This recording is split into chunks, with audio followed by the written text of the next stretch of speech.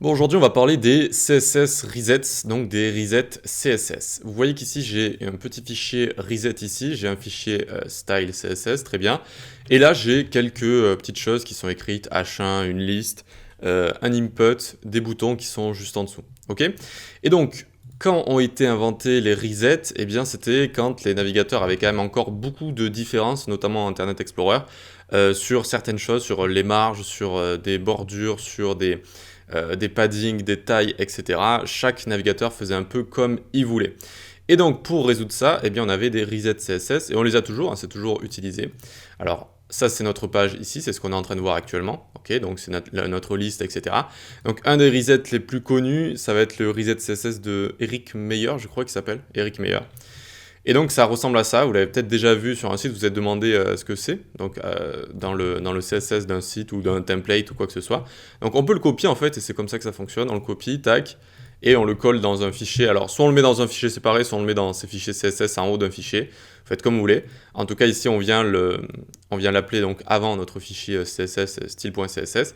Et donc à l'intérieur il y a plein d'éléments HTML ici qu'on va reset, en fait on va enlever margin, padding, border, on va mettre le font size à 100%, font inherit, etc., etc. Et donc, ça va vraiment nous permettre de reset tout ça, et donc ça va changer en fait notre vision qu'on a ici. Vous voyez que tous nos textes ici, ce sont les mêmes, alors qu'on avait ici titre, on avait également tout ce qui est, on avait une liste, etc. Néanmoins, vous voyez que le reset, il n'est pas total, vu que là, on a des liens et les couleurs bleues est restée ici. La couleur bleue est restée avec l'underline également. Donc, on peut faire un reset encore plus hard, c'est-à-dire encore plus, on peut retourner encore plus à 0 si on veut. C'est-à-dire qu'ici, on aurait pu rajouter par exemple A comme ça, texte déco none, tac, et color, on aurait pu mettre de base OO comme ça. Et regardez, tac, évidemment, ça nous aurait fait ceci. D'accord? Donc, on peut vraiment faire un reset super hard comme ça, ce qui n'est pas dérangeant selon moi, parce que de toute façon, qui garde l'exact pixel des titres, par exemple des H1, etc., qui garde la taille exacte, qui garde la text decoration exacte de nos liens, etc. Pareil pour les listes en général, les petits points à côté, en général, on les garde pas, vous savez, tout ce qui est list style. Et donc, moi, je suis pour des resets comme ça. Alors, on n'est pas obligé de faire des resets aussi hard, hein, on peut faire des resets un peu plus soft.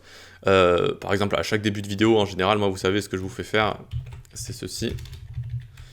Sélecteur universel before et after, box sizing border box, c'est-à-dire on prend en compte le remplissage, le padding et les bordures dans le calcul des hauteurs et des largeurs des éléments. Donc quand on va donner par exemple width 200, height 100, eh bien ça va prendre en compte si on a déjà mis du remplissage ou pas et si on a déjà mis des bordures ou pas. Dans la mesure du possible si on n'a pas mis des bordures de 200 pixels par exemple.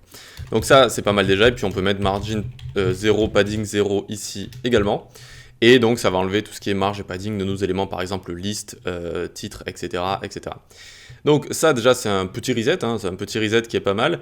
Et j'ai lu un article là, donc avant de faire cette vidéo, qui disait qu'il ne conseillait pas de faire ça pour des raisons de performance notamment. Alors j'ai vu que l'article datait, hein, il datait pas mal, donc je comprends si il datait de 2012 je crois.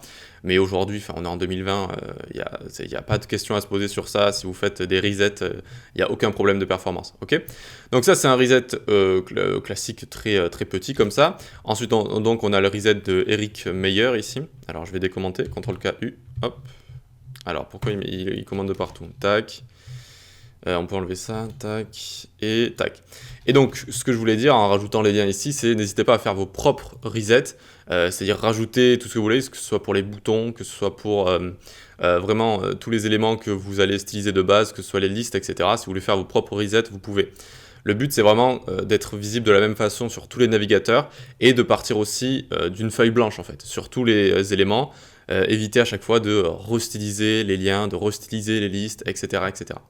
Donc il existe des resets qui sont aussi connus et qui sont un peu moins hard. Donc là on a le reset voilà, qui va un peu remettre les choses à 0 ici, mais on a également le reset de Normalize CSS, vous connaissez sûrement également, c'est un reset connu qui permet de faire un reset mais un peu plus soft. Donc hop, on peut tout prendre ici. Ça marche pas le CTRL A, sinon ça aurait pris toute la page, donc je suis obligé de tout sélectionner comme ça. Tac, tac, tac, hop. Et on va venir ici, tac, et on aurait pu se le mettre également. Donc c'est un reset qui est plus soft, et puis il va vous expliquer également à chaque ligne ce qu'il fait, ce qui est quand même pas mal également. Voilà. Donc ça place les éléments en général en display block, ça s'occupe de certains inputs, etc. Donc c'est quelque chose de plus soft comme ça. Voilà, qui va faire des changements moins importants. Vous voyez que c'est moins important, c'est plus sur les blocs, la taille, etc. Que ça va changer tout ça. Donc ça c'est Normalize CSS. Et puis il y en a d'autres, je crois qu'il y avait un Bootstrap Reset, je crois aussi. Bootstrap Reset. Tac. Voilà, Reboot ça s'appelle. Qui parle de ce genre de choses. Ok, donc c'est ça un reset CSS, vous pouvez faire vos propres resets, vous pouvez prendre des resets qui sont déjà faits, qui sont déjà connus, comme Normalize ou le reset de Eric Meyer. Et également, je voulais parler d'une dernière chose. Tac, on va venir ici. Donc on va enlever tout ça. On va aller dans notre style ici, on va juste laisser un bouton. Tac, on va laisser un bouton qu'on va appeler valider ici, très bien. Et on va le styliser. Vous savez, souvent, un bouton, ça a déjà pas mal de propriétés de base. Et donc, souvent, en fait, on fait des petits... des propriétés à rallonge, en fait. On met beaucoup de propriétés parce que, eh bien, il y a beaucoup de choses à changer. Par exemple, on peut changer le padding, 20 pixels en haut et en bas, 40 pixels à gauche et à droite. Le font size à l'intérieur, on peut le changer également. Ici, pour la forme, on va rajouter une border, un px solide green, comme ça. On peut mettre des border radius également, hop, pour arrondir les angles. Outline, on peut l'enlever, on peut le garder comme on veut, cursor pointer par exemple, et background, light green, tac, tac, tac, tac, light green comme ça. Et donc on peut arriver à des éléments qui sont surstylisés comme ça, c'est correct, hein, c'est bien, ça fonctionne, regardez, si on vient ici, hop, hop, on a notre bouton qui est là, il a beaucoup de styles dessus. Et si on a d'autres boutons qui arrivent dans notre page, eh bien peut-être qu'on a envie de reset tous ces styles-là, pour repartir d'un bouton à 0 en fait, d'accord? Et c'est possible et c'est assez sympa, donc regardez. On va venir ici, tac, je décommande ça, c'est juste un autre bouton pareil, mais juste avec la classe btn2 ici. Et donc je viens ici, et je vais faire .btn2 ici, je vais faire all, et je vais faire unset comme ça, unset, all, unset. Ok, j'espère que vous y voyez bien. All, unset, et regardez, magie, tac, notre second bouton il est ici. Et il a pas perdu toutes ses propriétés, mais tout a été remis à 0 en fait. Avec unset, on va remettre toutes les valeurs à inherit ou les valeurs par défaut. Et donc, c'est pour ça qu'on n'a plus de bordure, on n'a plus de fond, on n'a plus de rien du tout. Et on peut repartir à 0 si on a envie de faire un bouton plus petit, un bouton animé ou un bouton de quoi que ce soit. Voilà, donc pour unset, c'est avec la propriété all ici. Donc vous pouvez faire all mdn comme ça, tac. All ici css, tac. Et ça permet donc, comme on dit ici, de réinitialiser toutes les propriétés, à l'exception de ça et ça, mais c'est pas très importante. Donc avec les valeurs initiales, héritées, donc inherit, ça veut dire hérité, ou qui proviennent évidemment d'une autre feuille de style comme ça. Ok? Donc c'est pas mal, c'est la propriété all unset si vous avez envie de reset quelque chose que vous avez beaucoup stylisé pour pouvoir le restyliser à partir de 0 comme ça. Voilà pour ça, voilà pour les resets CSS, c'est pas très compliqué, ça permet de travailler depuis une feuille blanche et d'être plus... on va dire d'avoir la même chose sur tous les navigateurs, d'accord, de mieux s'adapter à tous les navigateurs comme ça. Allez, like, partage, abonne-toi si tu as aimé cette vidéo.